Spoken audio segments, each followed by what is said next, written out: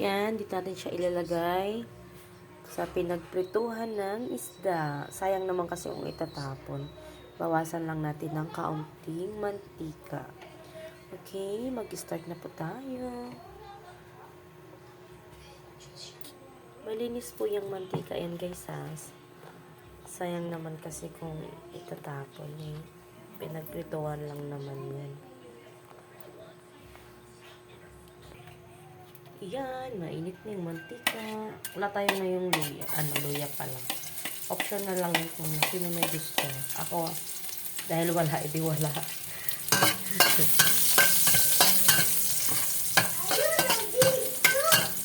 Nag-video ako.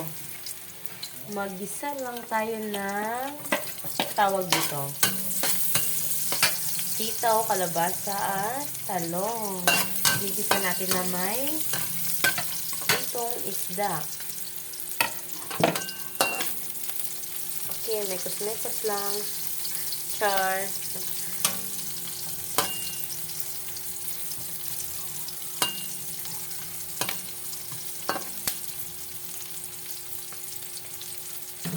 Then, lagay na natin itong gulay.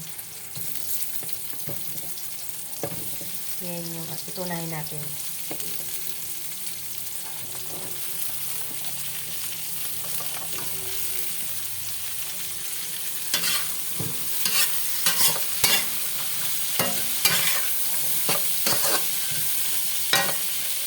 Okay. Pakpan naman natin saglit.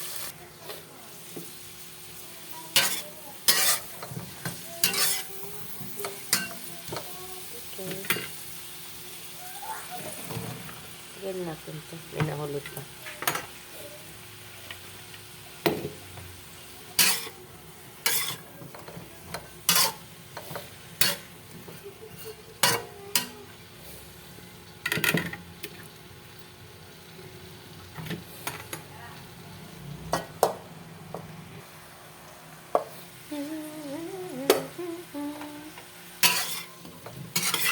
Okay, wala na tayo na.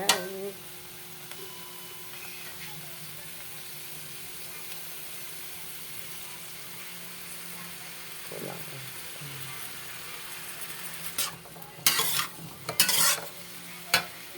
Ito yan. Tama ba itong ginagawa ko?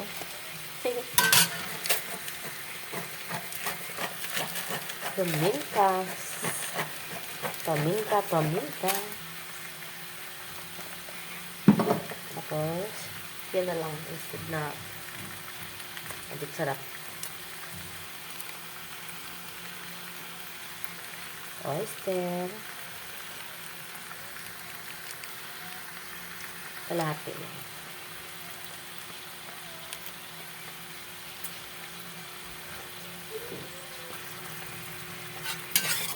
Tapos, nasa inyo kung magdadagdag kayo ng tubig. Ako gusto ko may konting tubig pa.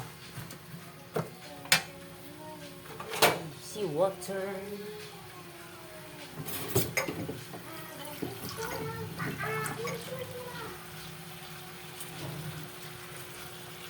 Para may konting ano naman.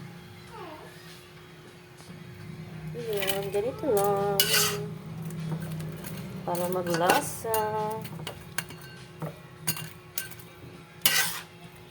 Talaga tayo marunong magluto. Pero pwede na to. Dagdag na lang ako anak kung depende sa panglasa. Okay. Tapos antay lang natin yung maluto. Maluto. Habang nag-aantay tayo. Tingnan natin yung isa. Anong ginagawa mo? Anong ginagawa mo? Anong ginagawa mo? Wow, drawing ka. Sino yan? Si Kuya. Ah, si Kuya. Okay. Kuya Leja. Okay, malapit na siya maluto. Tawag ano yun? Ginisa na may toyo. Basta gulay.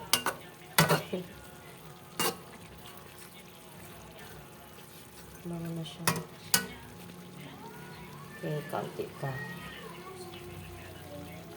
Pwede na pa maya-maya.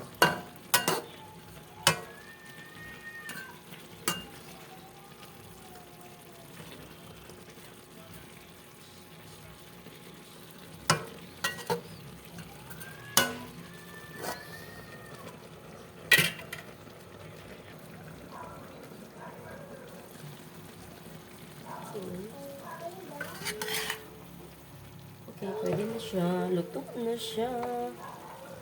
Okay, mga unat na. Labot na siya. Okay. Luto na po ang ating ulam. Bye!